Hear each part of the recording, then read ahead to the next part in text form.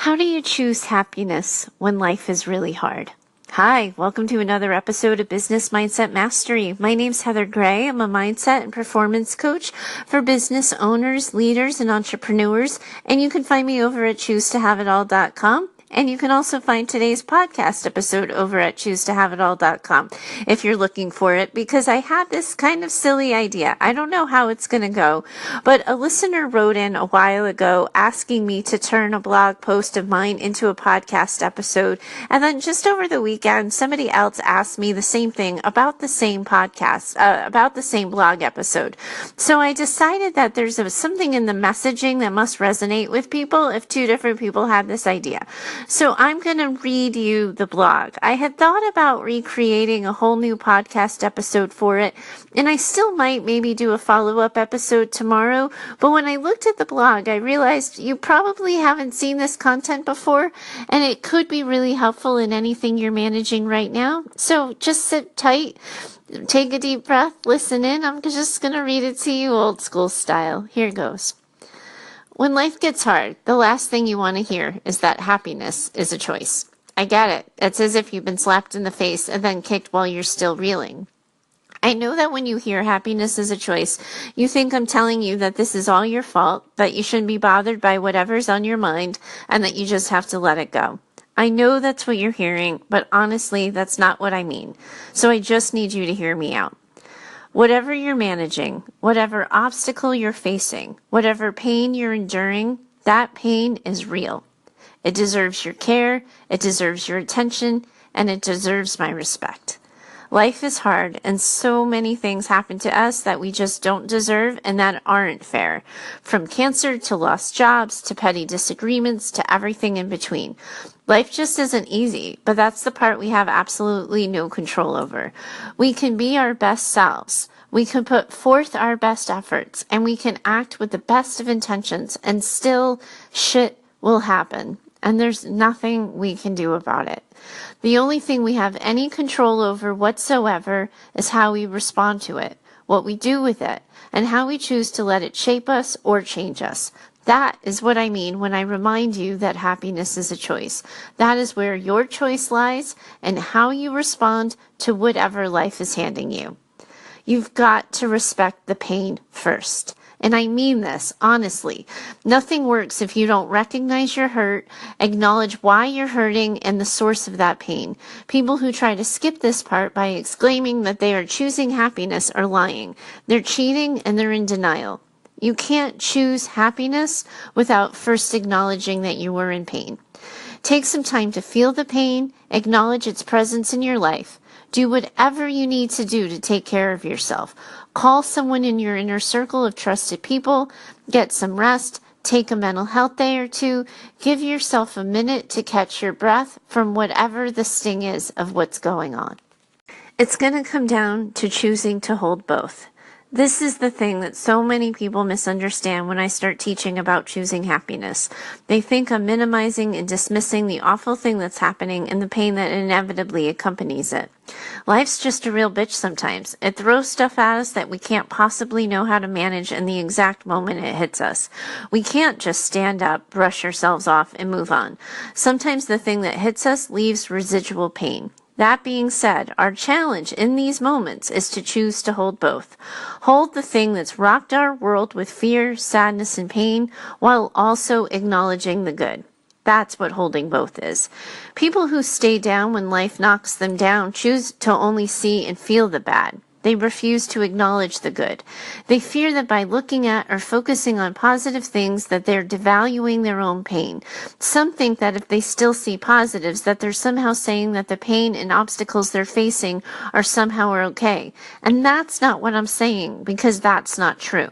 We have to cut off the oxygen supply to your pain. When life hits you and you choose to stay down, you are giving that pain, sadness, and fear oxygen. You're giving it life and energy. You're giving it permission to stay, take root, and take you over. By holding the good, the positives, the moments of light, you're cutting off pain's oxygen supply. You're respecting the hurt, but you're not nurturing it or letting it breathe. Choosing happiness comes with some risk, and you're going to have to accept that.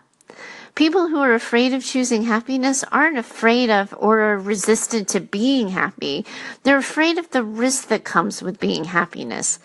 If you think about it, happiness is kind of vulnerable. Once we have it, it becomes something we can lose and something that can be taken away from us. Choosing happiness means accepting that risk and choosing to collect the examples of things in our life that don't suck, the things that are going well and that make us happy, and can feel like we're jinxing things by saying these things out loud and acknowledging how important they are to us. And that's true, but it's also unavoidable. However, if we don't turn the things that bring us joy, we're tuning into our pain and we're staying down. Sometimes, no matter what you do, that light isn't going to be easy to find. And when things get really hard and we're feeling discouraged and pessimistic, our perspective gets skewed. It's like we become wired to look for the things that suck. Here, our defense mechanisms are at play. We collect the hurts, the bad things, and the risks as proof that we can't go on. We use these things as protection against further hurt. Or at least that's what we're telling ourselves.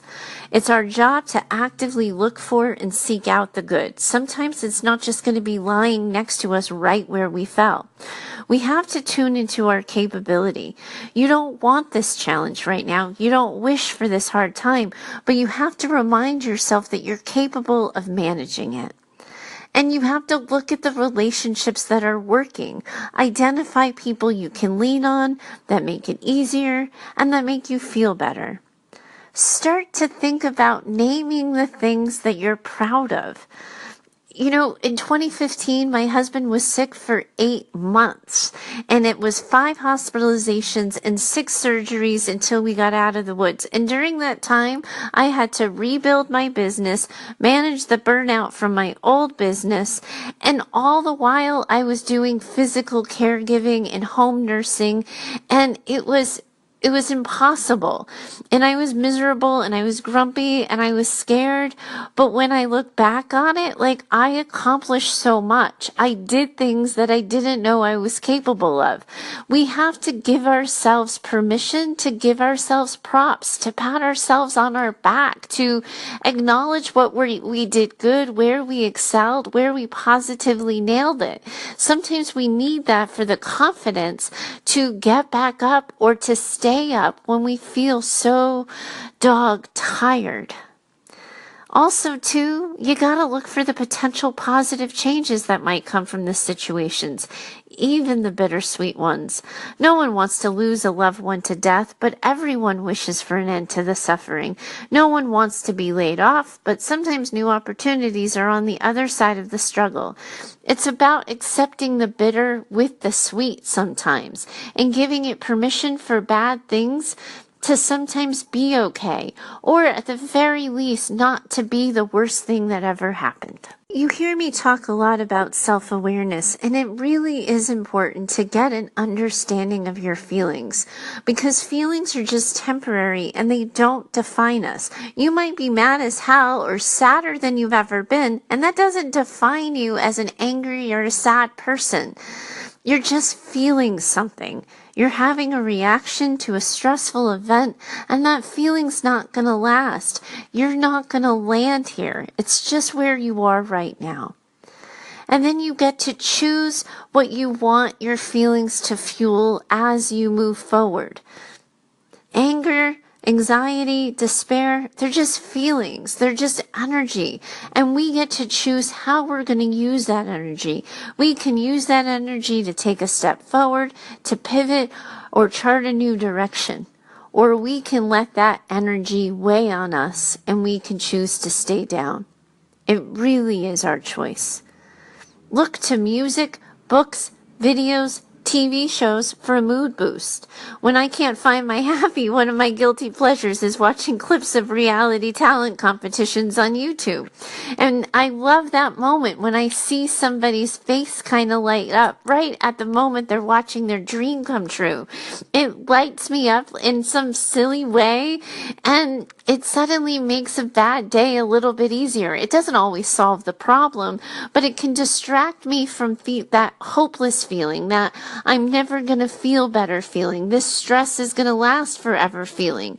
So sometimes, yes, a YouTube video, a Netflix binge, or a reading marathon isn't going to solve your problem, but taking the time to indulge may just shift your energy enough to find a solution you haven't yet considered. And don't forget to ask for help. You're not an island. You're not expected to have all the answers or know all the things. We all get stuck or blocked from time to time. A lot of the clients who come to me already believe that their happiness is their choice, but they get stuck in knowing where or how to move. Trusted family members, partners, friends, professionals can support you through this. They just need to know that you need their help, and you have to be willing to ask. It just comes down to one thing. Choosing happiness is a choice. Beginning, middle, end. If you want to get back up, you have to choose to move. Think about someone who's just had a knee replacement. They're in pain. Their body's been through surgery. They hurt everywhere. The first thing the doctors have them do after that surgery is bend the knee. They have to move. It hurts like heck. No one wants to do it, but it's exactly what they have to do. Otherwise, the knee becomes frozen. The range of motion becomes lost, and the knee becomes incapable of bending. And we're exactly the same way. That's the same thing that happens to people when they get knocked down, but they choose to stay down and they choose to stay frozen. They collect all the reasons why moving's a bad idea, and they refuse to move. Life gets hard and it hurts, but you have to choose to move. Your happiness is there, right there, like waiting for you, right on the other side. You just have to choose to go after it. And there you have it, a blog post turned into a podcast episode. I'm not sure how well that one worked out for me. I don't know how it was for you as listeners. I think I enjoy kind of riffing and talking to you off the cuff way more than reading, but I do believe in the content that you just heard. I do believe happiness is a choice. I don't say that in some kumbaya, namby-pamby manner. I've seen my own fair share of pain, and I know that life can really hurt, and it can really just give you a sucker punch when you least expect it. I just believe with equal measure that we get to choose who we're going to be in response to those things. That's how we choose not to be a victim. That's how to rise. That's how to get back up. And I believe it with every fiber of my being. So I hope my little podcast experiment resonated with you on some level today. I hope it got you thinking. If you need my eyeballs on your situation, just write to me. You can find me over at heather@choosetohaveitall.com. If you liked the blog, you can find me there as well. I have a blog link right on the homepage of Choose to Have It All, and you can see other articles I've written and other conversations I've had with people who are my reading audience. Thanks so much for having this conversation with me today, and I look forward to talking to you again tomorrow. Bye for now.